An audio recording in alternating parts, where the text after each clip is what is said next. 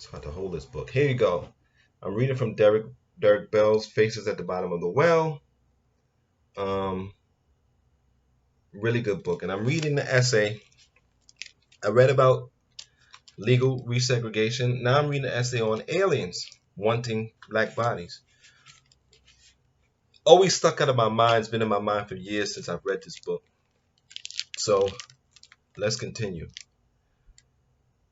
Their departure galvanized everyone. The delegation, the watchers on the beach, the president glued to his television screen in the White House, citizens black and white throughout the country. The president, who had been advised to stay in the White House out of the concern for his security, called Congress into special session and scheduled a cabinet meeting for the next morning. Governors reconvened any state legislatures not already in session. The phones of members of Congress began ringing.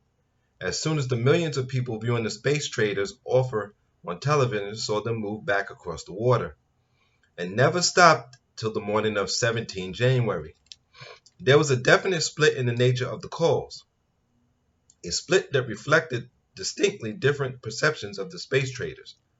Most white people were, like the welcoming delegation that morning, relieved and pleased to find the visitors from outer space unthreatening. They were not human, obviously, but resembled the superhuman, good guy characters in comic books. Indeed, they seemed to be practical, no-nonsense folks like regular Americans. On the other hand, many American blacks, whether watching from the shore or on their television screens, had seen the visitors as distinctly unpleasant, even menacing in appearance. While their perceptions of the visitors differed, black people all agreed that the space traders looked like bad news, and their trade offer certainly was, and burned up the phone lines urging black leaders to take action against it. But whites, long conditioned to discounting any statements of blacks as unconfirmed by other whites, chose now, of course, to follow their own perceptions. Will the blacks never be free of their silly superstitions? Whites asked one another with the condescending smiles. Here in this truly historic moment, when America has been selected as the site for this planet's first contact with people from another world, the blacks just revert to their primitive fear and foolishness. Thus, the blacks' outrage was discounted in this crisis. They had, as usual, no credibility, and it was a time of crisis, not only because of the space traders' offer per se, but because that offer came when the country was in dire straits. Decades of conservative laissez-faire capitalism had emptied the coffers of all but a few of the very rich. Sound familiar? The nation that had, in the quarter century after the Second World War, funded the reconstruction of the free world had, in the next quarter century, given itself over to greed and willful exploitation of its natural resources. Now it was struggling to survive like any third world nation. Massive debt had curtailed all but the most necessary services. The environment was in shambles, as reflected by the fact that the sick and elderly had to wear special masks whenever they ventured out of doors. In addition, supplies of crude oil and coal were almost exhausted. The space traders' offer had come just in time to rescue America, though few gave voice to their thoughts. Many were thinking that the trade offer was, indeed, the ultimate solution to the nation's troubles. 2nd January. The insomnia that kept the American people tossing and turning that first night of the new century did not spare the White House. As soon as the president heard the space traders' post-arrival proposition on television, his political instincts immediately locked into place.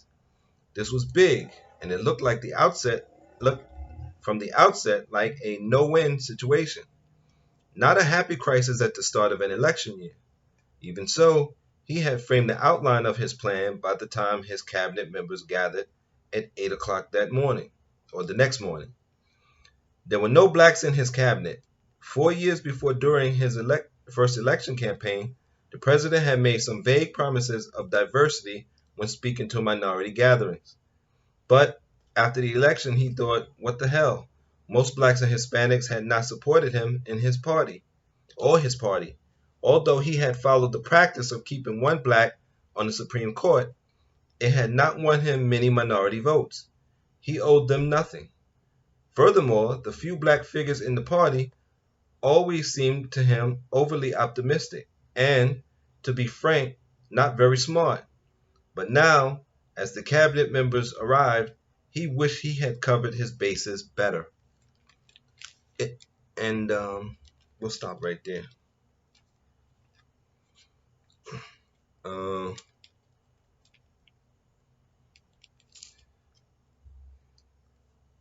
Faces at the bottom of the well. Now we see. I don't even think I need to say anything. This book was written. Let me see when this book was written. Let me get the dates right.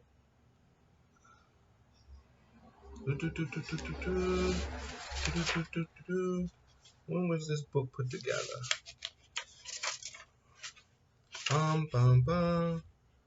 When 1992, this book was written.